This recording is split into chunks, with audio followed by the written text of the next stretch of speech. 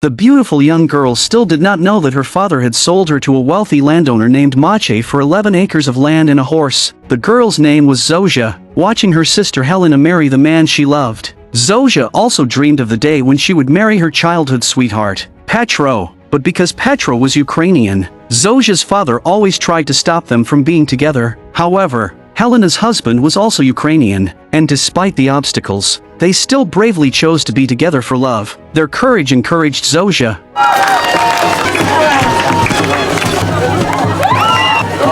Ty маєш виграти.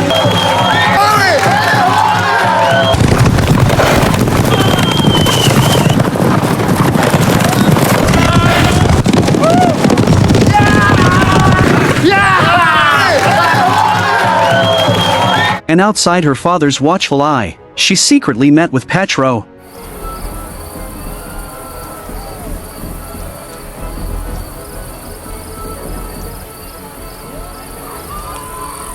Unexpectedly, when Zosia returned home, her father told her that Mache would come to marry her next week. Seeing Mache, who was 20 years older than her, Zosia instantly fell into despair. Zosia told her mother that she would rather die than marry Mache, who was the same age as her father, but her mother showed no pity for her daughter. For the sake of those 11 acres of land, she dragged and pushed Zosia out of the house. Helena told her that if she encountered any difficulties after getting married, she must remember to come to her for help. And so, Zosia left the home where she had lived for 18 years. Besides Helena, no one felt sad for her. Zosia's girlhood ended there. After marrying Mache, the smile disappeared from her face. Every day, she did heavy housework and took care of Mache's 2 children from his previous marriage. Despite this, her mother-in-law still disliked her and often criticized her for being too slow. In this household, she was just a labor tool and received no respect at all. Fortunately, the 2 children were fairly well behaved, and Zosia tried her best to adapt to this unfamiliar environment. But every night, Zosia was filled with terror. She was extremely afraid of her husband approaching her. To avoid sleeping with him,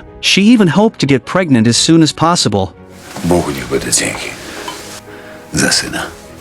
Mache had a lot of land, and after finishing the housework, Zosia also had to help her husband farm the fields. Zosia's youth and beauty attracted the attention of a worker, but Zosia still deeply loved Petro. One day, Zosia couldn't help but knock on Petro's door. Petro's mother told Zosia coldly that after learning about her marriage, Petro couldn't bear the blow and voluntarily joined the front lines. Since then, there had been no news from him. Hearing this, Zosia became very worried about Petro's situation. Unexpectedly, when she returned home, Mache questioned her about where she had been. Zosia lied and said she had gone to visit her parents, but Mache's acquaintance saw her at Petro's house. Zosia tried her best to hide her inner fear and made up excuses to fool Mache, but the suspicious Mache did not believe her. From then on, he watched Zosia very closely, even when the village chief came to inform them that their children were old enough to go to school. When the village chief greeted Zosia, Mache showed extreme dissatisfaction. After the village chief left, Mache scolded Zosia, accusing her of talking to men casually. The next day, when Mache sent the 2 children to school, Zosia was about to tend to the chicken coop,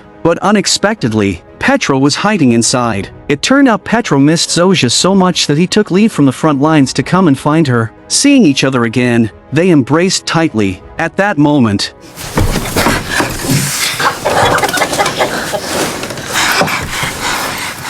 Mache returned home, but fortunately, he did not discover them. He only went to the stable, took a horse, and left, knowing Petro had safely returned. For the first time since her marriage, Zosia showed a smile. While the family was working in the fields, the postman delivered a letter. Their environment was becoming increasingly tense. Conflicts between Poles and Ukrainians were escalating, and with the German army's invasion, the tensions worsened. Mache also received a draft notice to the front lines. With the German army supporting them, Ukrainians were gaining momentum, while the Jewish residents of the village fell into severe crisis. A Jewish widow, who had no men in her family and could not contribute food, was mercilessly hanged on her land by the Germans. Even a wealthy man like Mache was not spared. The Germans not only confiscated his grain but also occupied his land and house.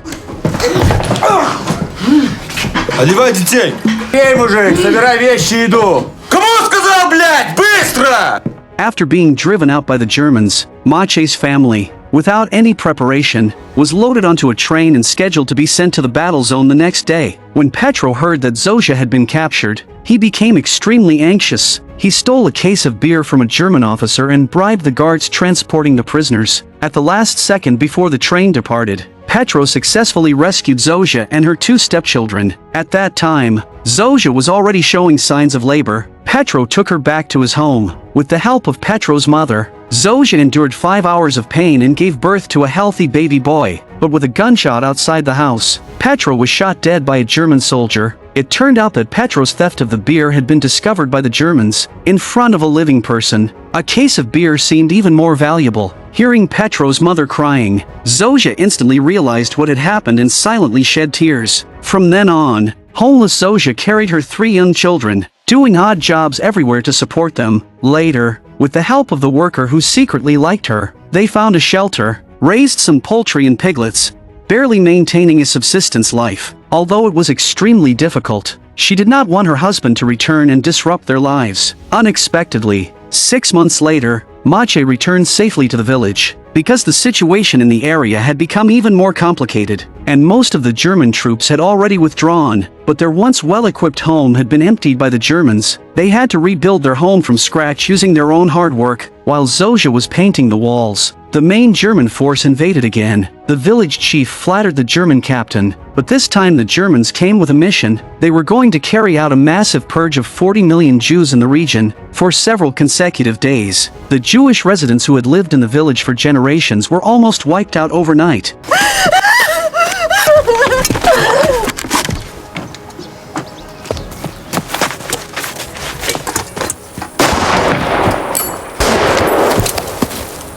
When the Germans checked Zosia's house, they warned her that if she harbored Jews without reporting it, they would burn down her house. Although Zosia was Polish, Jews had lived alongside them for generations. Out of kindness, she hid her elderly Jewish neighbor and young children in the warehouse of her house. But her husband was very dissatisfied with Zosia's actions. He was afraid that this would bring trouble to the family. He demanded that Zosia hand over the old people to protect themselves. Mache had no choice but to deliver most of their food to the German camp. But while Mache went to deliver the grain, a German lieutenant, who had long coveted Zosia's beauty, forcibly took her while she was working.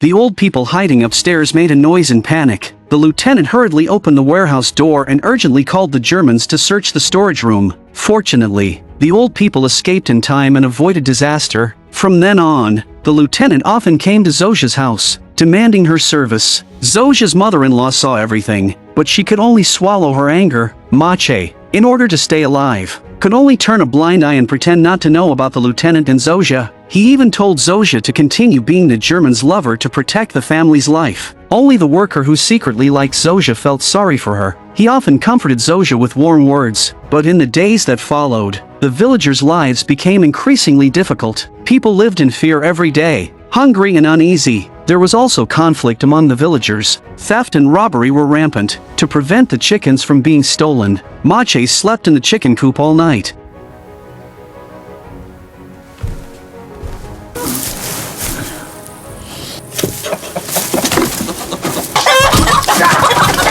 But even so, he could not prevent everything. One night, he encountered someone trying to steal. In the darkness, Mache accidentally injured the man's arm while fighting back. 2 days later, when Mache went out, he warned Zosia to lock the door and take care of the 3 children, but Mache never returned. Zosia felt uneasy.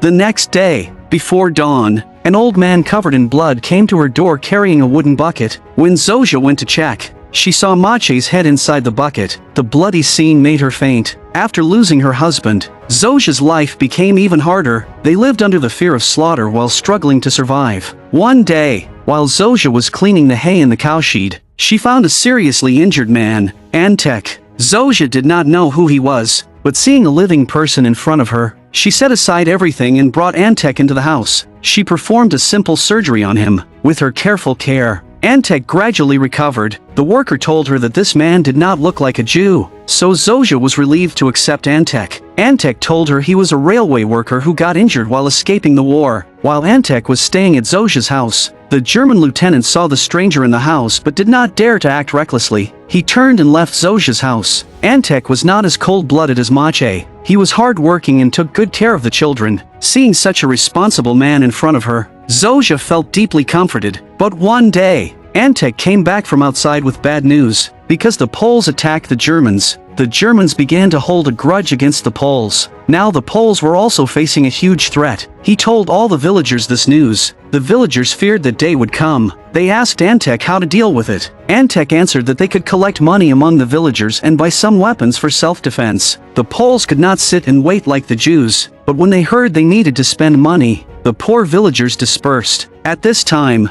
Antech also received an order to leave the village for a secret mission. It turned out that Antech was an underground worker when the village needed him the most. Antech chose to leave. Zosia did not understand. She questioned Antech, but he did not answer and left helplessly. A few days later, many refugees flooded into the neighboring village. Another massacre had begun. The Ukrainians were boiling with passion. They claimed to purify this land and drive out all the Poles. That night, the villagers started an internal conflict. The Ukrainians and Poles began to fight. Zosia hid with her children in the water tank under the cowshed.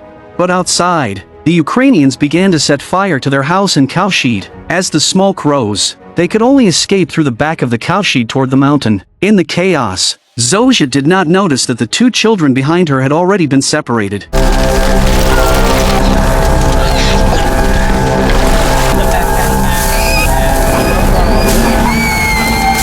His body was tied with straw. Then the men set the straw on fire. Zosia could only watch helplessly as her child was burned alive. Such slaughter, under the joint attack of Ukrainians and Germans, lasted the entire night. Zosia's home was also burned down. Standing in the grass, Zosia saw her daughter tortured to death by the Germans, while she was immersed in guilt and grief. A Ukrainian man suddenly appeared behind her. Fortunately, this neighbor couldn't bear to hurt her. He not only did not harm Zosia but also helped her cover, allowing them to escape the dangerous place safely. Thus, Zosia held her young son and ran day and night. Unfortunately, she encountered Ukrainian militia in a country house. Zosia grasped the last hope and pretended to be Ukrainian. She clumsily made prayer gestures based on her memory of the neighbors, but she could not recite the prayers fully. At the critical moment, Zosia's son said in Ukrainian, "I'm hungry." Thus, Zosia escaped danger again and continued forward. Half a day later, she finally found Helena's house. Helena and her husband had long lived in the mountains, like a paradise. Helena took her in. After eating and drinking well, Helena hid her in the woodshed. But the next day, Helena's husband's brother came. He wanted to betray his family, hoping his brother would hand over his Polish sister-in-law to get a large reward from the Germans. But Helena's husband would never agree to let his wife die. Zosia and her son upstairs held their breath, listening to everything. But Helena's husband's brother threatened to report her Polish identity. To protect his wife, Helena's husband fell into chaos. If his brother left the house, he would lose his beloved wife. Thinking of this, Helena's husband raised his axe. 2 days later, Ukrainian bandits still found them. They grabbed the young child and cruelly killed him. Then Helena and her husband did not escape either. Zosia, hiding in the woodshed, saw everything. When the Ukrainians threw torches into the storage room, she held her son and jumped from the second floor. Before she could get up, a strong figure approached her. Zosia was lucky. This man was the worker who had always secretly liked her. Everyone stayed silent. He quietly watched Zosia escape into the darkness until her figure disappeared. No one knew how long passed. Zosia woke up in a noise, seeing a cart full of Poles and Jews on the village road. But at this time, Zosia was burning with fever, lying powerlessly on the ground, having no energy to care for her young son, letting him play beside her. But at this moment, the appearance of an underground worker brought hope to her life. This man was the one she had saved in her cowshed. Antech carried Zosia's son onto the cart and returned to the grass. By luck and perseverance, Zosia walked out of the worst place. Antech took them to the borderline, beyond the bridge to the east.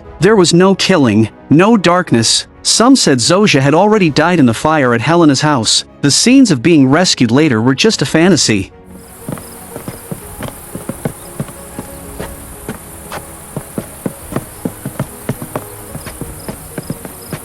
but we would rather believe that she and her son endured the hardships and finally saw the light, starting a new life. I'm a movie enthusiast. Please subscribe to my channel, and I'll see you next time.